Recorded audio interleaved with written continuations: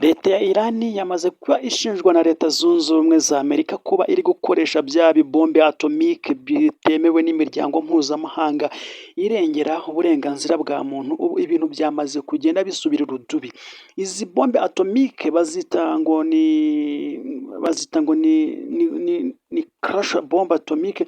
Izi bombe atomike rero ntabwo zimeze nka zino zisanzwe. Ubundi bombe atomike zemewe n'imiryango mpuzamahanga, ya bombe ishobora koherezwa ku buryo ishobora no gukumirwa bibaye ngombwa, igakumirwa n'igisirikare kirashweho cyangwa se igihugu kirashweho. Ariko iyi bombe atomike noneho itemewe n'imiryango mpuzamahanga iharanira uburenganzira bwa muntu, ni ya bombe atomike iraswa yagera mu kirere igahita ibyara utubombe twinshi cyane ku buryo utapfa kubona ukuntu yikumira. Nubwo wakumira kamwe ntiwakumira bwa bubombe burenga igihumbi bwamaze kwigabanya muri ya bombe atomike imwe yonyine. Niyo mpamvu rero imiryango mpuzamahanga ibivuga ngo ibi bintu ntabwo byemewe, ni ugushaka kurimbura ikiremwa muntu, ni ugushaka kurimbura uburenganzira bw'ikiremwa muntu ku isi. Ntabwo izi bombe atomike zemewe. Leta ya Iran rero iri kuzikoresha, ariko nanone birakekwa ko byaba byihishwe inyuma n'igihugu cy'Uburusiya. Uburusiya nibwo buri kuba bukomeza kwinjira cyane muri iyi ntambara mu buryo bwo gutanga intwaro, ndetse n'igihugu cy'Ubushinwa. Urumva rero ni intambara yabayeho kwihuza k'Ubushinwa ndetse n'Uburusiya kwihuriza hamwe kugira ngo bikomeze kugenda bifasha Iran mu kurwana iyi ntambara. Ntabwo byoroshye kuri Leta Zunze Ubumwe za Amerika, kubera ko uyu munsi ifatanije na Israel igafatanya na bino bihugu bivandimwe byabyo za Qatar, ndetse n'abana bafatanyabikorwa babo bagiye bafite ibirindiro, byakomeje kugenda bigaragara ko barusha imbaraga Iran. Ariko noneho Iran yabatesheje umutwe ku buryo buhambaye, ku buryo bukomeye cyane, kugeza ubwo uyu munsi biri kubarwa muri icyo gihombo. Wakibaza ngo byaje kugenda gute? Icyo gihombo cyaba cyabatangiriye hehe? Muri iyi minsi itandatu intambara imaze iri kuba, icyo nakubwira ni uko Iran yamaze kugenda. Hari igisasu ejo bundi yahaye drone, igishyira kuri drone, akadrone gato cyane karagenda gahita kakinaga ku cyo bita bakinaga kuri anti-missile defense za Amerika, izishyira bavuga ngo yaragiye ikigera ihita igishwanyaguza. Ikimara kugishwanyaguza, urumva za anti-missile defense zabo zahise zangirika ku buryo buhambaye cyane. Yari anti-missile defense ishobora kugenda yagerayo igahita ibwira zino systeme zose, cyangwa se ikabwira Amerika na Israel ko ibintu byakaze barashweho. Ibyo ngibyo iyi anti-missile defense yari ifite ubushobozi bwo kubimenya mbere y'uko gihaguruka, ndetse usibye no kuvuga ngo mbere y'uko gihaguruka, yo ifite ubushobozi bwo kumenya aho giturutse mu birometero 5,000. Aho utekereza ibirometero 5,000 rero ni ibirometero byinshi cyane. Utekereze ko yari ifite system ihambaye cyane ku buryo ishobora gukora cyane. Uraba uduteye inkunga iruta gukura amafaranga mu mufuka ukayaduha, cyangwa se kuba wafata ibindi bidasanzwe by'agaciro bindi birenze ukabiduhereza. Ariko gukora kuri subscribe byonyine, ukadukora kuri ako gakumwe, ukalayikinga iyi video yacu, agakumwe kari hasi ya video ukagakoraho, ubundi ni ukuri uraba udukoreye ikintu cyiza cyane, kuko ubu duteje imbere mu buryo bukomeye cyane. Reka nkushimire rero nanone ko hari abajya baduha ibitekerezo byabo. Nawe ushobora kuduha igitekerezo, ni ukuri uraba ugize neza, ukajya hepfo muri komenti ukaduha igitekerezo cyawe, ukatubwira uko ubyumva, ukatubwira uko ubitekereza. Nabwo uraba ukoze ikintu cyiza cyane. Reka rero nanone ubona iki kiganiro kikuryoheye, uze kugisharinga mugenzi wawe. Tudatinze turanzika n'amakuru yacu. Turatangira hano muri Leta Zunze Ubumwe za Amerika. Nakubwiye ko Leta Zunze Ubumwe za Amerika yamaze kugenda itegura inama. Iyi nama rero ni inama igaruka ku nama y'umutekano itaguye. Ni inama igomba kuba ivuga ku byerekeranye na sitoke y'ububiko bw'intwaro kirimbuzi za Leta Zunze Ubumwe za Amerika. Ni ukuvuga ngo bakoze ububiko bukomeye, ariko burimo intwaro zihambaye. Ariko noneho ntago murabizi neza ko Leta Zunze Ubumwe za Amerika igira ibintu bihenze, binahambaye, binakomeye, ariko bikeya ku isoko. Ari nacyo kintu Abashinwa babarusha. Murabizi neza ko Abashinwa bagira byinshi bishobora kuba binahendutse, ariko noneho byinshi bishoboka. Rero Leta Zunze Ubumwe za Amerika uyu munsi ifite ubwoba bukomeye cyane ko intwaro zishobora kuba zigiye kurangira mu bubiko, Leta Zunze Ubumwe za Amerika igasigara nta kintu na kimwe ihagazeho, ngo byamaze gutera Leta Zunze Ubumwe za Amerika ubwoba, bavuga ati iyi ntambara twishyuyemo ya Irani itangiye kutumaho intwaro, none intwaro ziradushiranye kubera ubwirinzi bwa Irani. Leta Zunze Ubumwe za Amerika yohereje nyinshi cyane, yohereje imisile nyinshi cyane, none byabaye ngombwa ko zishira. Ikintu nakubwira rero ahangaha, Leta Zunze Ubumwe za Amerika yamaze gutangaza ko muri ibi byumweru bibiri byonyine, nyuma y'uko agahenge kari karashyizweho, ntabwo ari ibyumweru bibiri, munyihangane mumbabarire, nyuma y'iyi minsi itandatu yonyine, iyi minsi itandatu yonyine nyuma y'agahenge, Leta Zunze Ubumwe za Amerika yahombye miliyari 6 z'amadolari. Miliyari 6 z'amadolari yamaze kuba ihomba ku buryo bukomeye cyane kubera ibingibi byatewe n'iyi ntambara ya Iran. Wakibaza ngo rero byatangiye gute? Ndakankusobanurira kamwe ku kanzi, tega amatwi wumve icare wige. Ibingibi byatangiye ubwo Iran yarasaga ku bwirinzi bw'ikirere bwa Leta Zunze Ubumwe za Amerika buherereye muri Katari. Rero ubu bwirinzi ni ubwirinzi bukomeye cyane bwari buhagaze, ni ukuvuga ngo ubu bwirinzi buhagaze miliyari 1,600,000 by'amadolari y'Amerika. Urumva, miliyari 1,600,000 by'amadolari y'Amerika.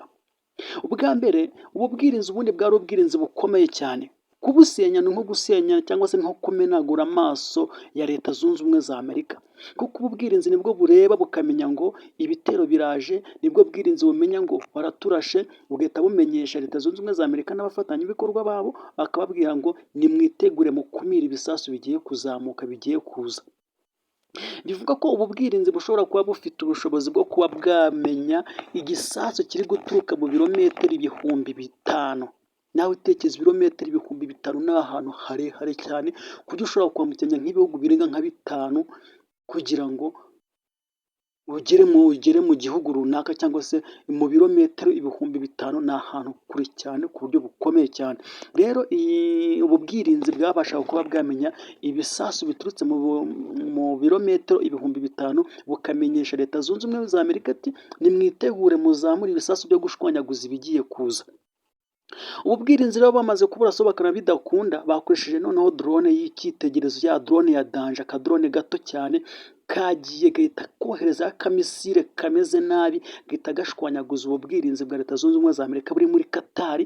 Ubwirinzi buhita bushwanyagurika bwose burashira. Ubu ngubu ngo amaso ya Leta Zunze Ubumwe za Amerika muri Katari yamenaguritse, nta na kimwe bari kumenya.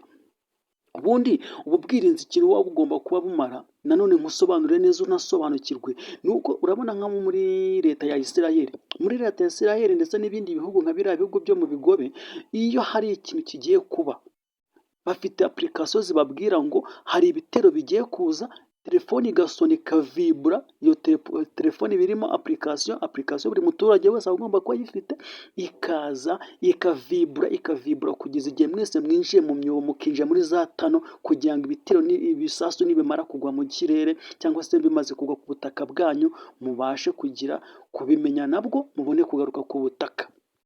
Rero iyi misile ihagaze miliyari 1,600,000 by'amadolari y'Amerika yamaze kuba yangirizwa, ndetse ukongeraho na za misile zose ndetse n'ikoranabuhanga riba rikeneye amafaranga. Ibyo byose byaragiye bitwara miliyari 6 z'amadolari. Urumva, miliyari 6 z'amadolari ya Leta Zunze Ubumwe za Amerika. Birumvikana rero Uburusiya bwamaje kugenda nyine nabwo bwiyunga na Iran ndetse n'Ubushinwa. Urumva intambara igeze aho ishyushye, imaze kuba urudubi. Rero intambara zo mu burasirazuba bwo hagati, reka tubanze duse nk'uyisimbutseho gatoya, mberekeze hakurya muri Repubulika Iharanira Demokarasi ya Kongo. Namaze kukubwira ko mu kanya gato nibwo twaje kumenya ko abaturage bafashe uturago, bafashe amatungo yabo, imikumbi n'inka n'amashyo, barashorera n'abana babo bikoreye, bavuye mu kibaya cya Ruzizi, aho batekereza ko M23 nayo yatangiye kuhava. Nabo bahavuye barigena bagatereka tuhate tugende, kuko n'ubundi nta kindi kintu dushobora kuba tuzahakura cyangwa se tugiye kuhahurira n'ibyago bikomeye cyane. Abasirikare ba leta bagiye kuza batangire baduhonyange na za wazalendo zize zitwice, zitumare, zitugirire nabi. Rero abaturage batangiye kugenda bahunga bava muri ibyo bibaya. Mu gihe M23 iri kubahiriza ibyo Leta Zunze Ubumwe za Amerika yayisabye, ngira ngo ibi kiganiro ejo nakibagejejeho, ubu ngubu noneho mu itangazo ryashyizwe hanze n'umuhuzabikorwa w'ibikorwa bya M23 AFC, ni ukuvuga ngo ni Colonel Nanga yamaze kuba atangaza ko cyangwa se yandika ibaruwa yamagana ibikorwa bibi cyane by'ibitero biri koherezwa mu basivile bikozwe na za drone, ariko nanone agatunga agatoki Leta Zunze Ubumwe za Amerika ko ziri gufasha FARDC n'igisirikare cya leta nyine cyangwa se ifatanya ubutegetsi bwa Gisekedi guhonyora uburenganzira bwa muntu, bakomeza kwica no kwangiza abaturage bashingiye kuri ya masezerano basinyanye i Washington, ubwo Gisekedi yemereraga Leta Zunze Ubumwe za Amerika ati mwe muze mucukura amabuye y'agaciro, mufate ibyo mushaka ariko munkize bariya bagabo. Rero ibintu bikomeje kuba urudubi. Urumva Colonel Nange yakomeje kwandika ibaruwa iremereye cyane, arababwira ati twamaganye ibitero bya drone bigenda byibasira abaturage mu bice bigiye bitandukanye bya Mushaki ndetse n'ahandi, bigamije kwica no kwangiriza abaturage.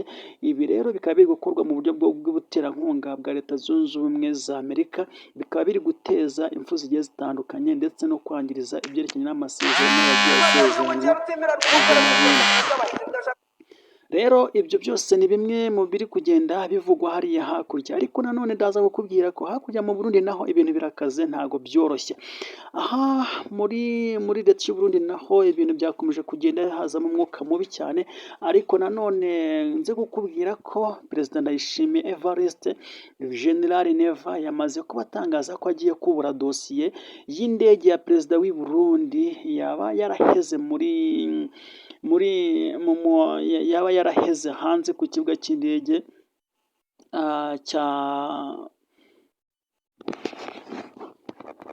cya Madrid. Ahangaha rero ngo akaba agiye kugenda yuburiye iyi dosiye. General Neva rero yatangaje ko yaba azi umuntu wagumanye ibyangombwa by'indege, akaba avuga ko ashobora gukurikirana akamenya ngo ibi bintu biraterwa n'iki, cyangwa se akaba agiye gukurikirana iyi dosiye ikuburwa igashyirwa mu birego cyangwa se no mu buryo bwo gushakisha uburyo iyi ndege ishobora kuva hariya hantu.